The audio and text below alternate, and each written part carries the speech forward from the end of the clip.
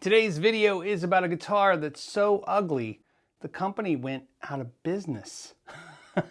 Now, this is not the guitar we're going to be talking about today. Some of you may be familiar with it, some of you not. But today's video is not about this guitar. It's actually about this one. This is the Parker Nightfly.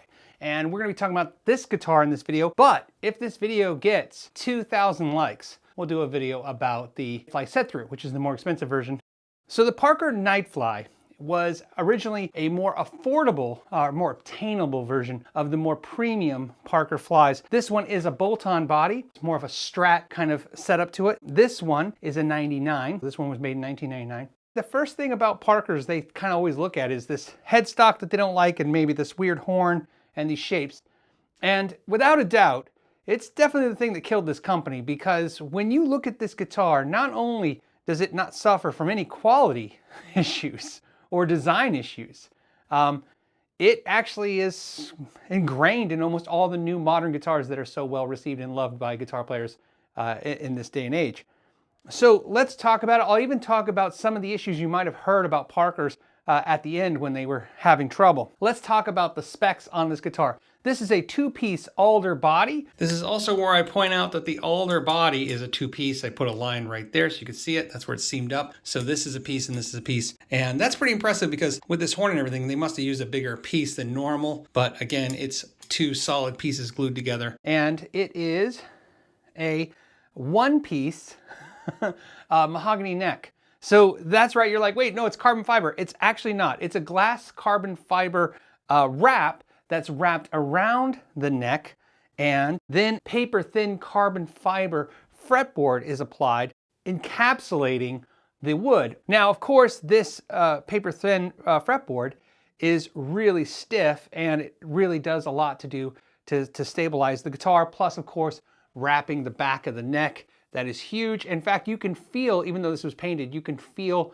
the weave in the carbon fiber material. Now, because of this paper thin fretboard, a couple things had to be done that's interesting. They decided that they couldn't press in the frets. So what they did is they took the fret wire and they removed the blade on the bottom and they epoxied them on. Now, this is interesting because the fear was, well, how would a normal tech, an average tech, know how to delaminate this and kind of pull these off? So what they did is they installed stainless steel frets. So all Parkers have stainless steel frets, including this one, and they are glued on. Now, you may have heard rumors, which were true, that some of the frets popped off these guitars, and that's because using epoxy, if you ever used it, if it's not mixed correctly, if the environment's not right, when it happens, it can have some serious stability issues, and of course, lose some of its structural integrity, and the frets did pop off. That did happen. You can refret this guitar if you want to. It's a hell of a thing, but it can be done. Interesting thing is you would think then, reinforced with all this glass carbon fiber, no truss rod. It's another weird little fun fact about Parker guitars. Not only does it have a truss rod, the truss rod is piano wire. It's called music wire, but essentially it's a piano wire that they used to make it a truss rod out of. And the reason they did that was they were trying to keep the guitars ultra light, especially the set-throughs, which are much lighter than these bolt-ons. And they didn't want to add any weight to the neck, especially to make it top heavy. You have a carbon fiber nut and you have locking keys. And then you have a spindle truss rod. Now that's only on the bolt-on. The set-throughs have a different truss rod. So you have a spindle truss rod that you see very common now. Now, of course, they didn't invent that. When this guitar came out, I think you started seeing Parkers around 1992. When this came out, I believe Music Man was also using it at that time. So they're not the first. They're definitely one of the first companies to ever use stainless steel. That is absolutely for sure. There may have been others, but these were the first guys that you would see as a mainstream. This particular model came with special DiMarzio pickups. Special meaning these were made for Parker and they're not labeled in any way that you would identify them other than DiMarzio pickups. These could have been voiced specially for Parker. You have a volume and a tone control. Then you have a volume control for the transducer pickup that's built into the bridge. We'll get into that. This is an Alpha branded full-size pot. Then we have the module, and I'll get into that in a second. You have the switch for the module, and then you have another, looks like potentiometer for the tone control with a 0.22 microfarad capacitor. And then of course your 5-way blade switch. Obviously shielding foil put on the pick guard. Now I know what you might be thinking. Well, they shielded the pickguard, but not the cavity. Actually, if you look, you can see this shielding paint right here. They painted the cavity with shielding paint and then sprayed this on here, this whatever, this amber finish, this finish. So they're shielding. That's why it looks metallic here, but not metallic here, and that's why there's here, so it can touch these 2 points. So the cavity is shielded with paint. It's real common. A lot of companies do this. They just have somebody paint the cavity and then it goes in for paint. It doesn't affect anything. And then of course, a 3-way switch that allows you to go from acoustic to the blended sound to the electronics, the pickups, and then a 5-way switch for your magnetics. There's an on-off switch right here. It's a little button that turns on and off the battery so that you're not running the battery. So if you don't want to use your transducer, you can actually turn it off and not wear the battery down. Now, another interesting, weird thing about the tremolo on this guitar, and again, it's pretty much like the main guitar. It sits on 2 ball bearings. It does not sit on a point, on an edge point. It's literally sitting on 2 ball bearings. Something else to take note of are these 2 Allen screws right here that are adjustments, and what they adjust is the height of the bridge. So you can imagine you take your Allen wrench, you put it in here, and as you tighten it, you're going to lower the bridge's height. Let's flip this over and show you. Basically, the bridge goes up and down as you adjust it from the back. So an interesting idea, a little different. They use traditional springs, just like a normal Strat or a normal guitar would be. You can see through this all the way to the pickups and to the pickguard. I think that's really for 2 reasons. One, access to the stuff. This is also a way to save a lot of weight. Okay, so as you can see here, they have a swimming pool route. If you're not familiar with that term, swimming pool route looks like a big swimming pool. It's this big routed out spot in the middle of the guitar, really known for Fender during the 80s and 90s. This guitar is marked right here for 1998. There you go, and it's signed. So there's something to tell you some information about this guitar. And it has the ability, there's an Allen screw right here, and as you tighten it, you can make this bridge go forward only, so that way it only can nosedive, or you can make it float. So how you restring this is pretty straightforward. You just run the string right through the back, like so, and then once you do that, you bend it. See how that did that? And then you just run it straight through. Okay? That's it. And it will sit right into that hole. There you go. Transducer system was designed by Fishman because this is a co-brand between Ken Parker and Larry Fishman. So obviously Fishman designed all the electronics originally for these guitars. The neck is where it gets a little crazy. It's a bolt-on neck, 4 bolts, and they use a ferrule system instead of a plate for the comfort, and we'll get into that in a second. But the neck never squares off. And since we have this off, we can really see this now. Let's take a look. Do this. You can see how this sits right in there. See that? The main reason they did that, they said, was because there was, when it's flat, you could have it pitch this way, and this way it sits in, it won't pitch. There's also a theory that obviously rounded has more contact on the guitar. There's more surface space this way, and because there's more surface space, it will transfer more vibrations. Let's get into the sounds. I want to start, I'm running through my BadCat BlackCat here. I'm going to run the clean.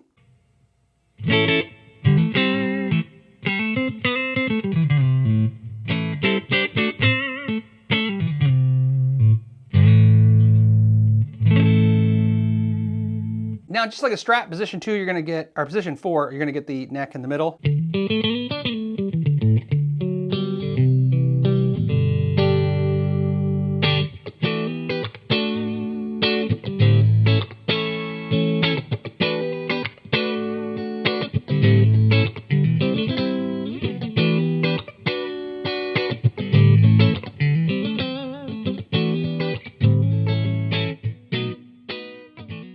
Now I want to show you the acoustic. Let's turn it on. Here's the acoustic, and for reference, let's start with the neck pickup. Here's the electric neck pickup, or magnetic, I should say.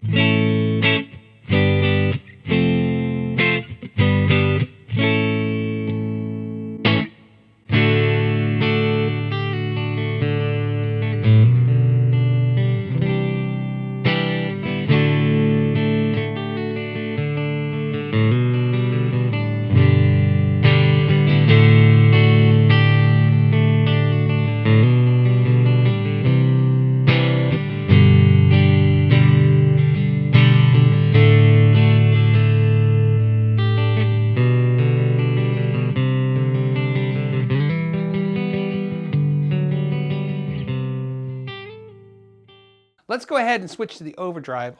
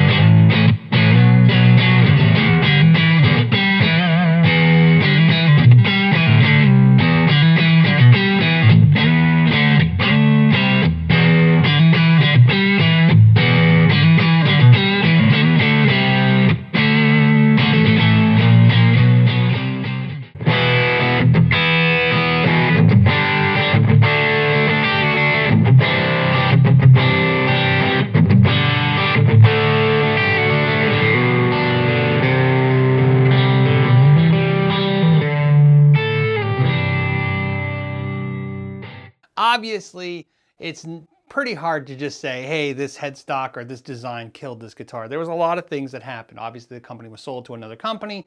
Obviously, products had redesigns. I've always noticed that the pushback on the Parkers has always been the look. What's funny is when you kind of go through these specifications, the graphite nut, the stainless steel frets, high quality pickups, high quality tuners, a really amazing bridge that stayed in tune. Almost like a checklist for the modern guitar, and yet these things failed. You could also say they were really expensive or too expensive. These are highly collectible now, and they do go for top dollar, so that's the downfall. If you do find them, sometimes it's a good deal. I always check to make sure, as they do have some problems with delamination and other issues where you want to inspect to make sure that you're not buying one that has those issues. I remember people complaining that they were using stainless steel frets because the stainless steel didn't sound very good. Now you hear everyone saying, I wish it had stainless steel frets. So it's really interesting to see how the market has changed, and I always have loved these. I've always thought they had an interesting look. To me, they're a very modern 80s look to them. Like I said, it's almost like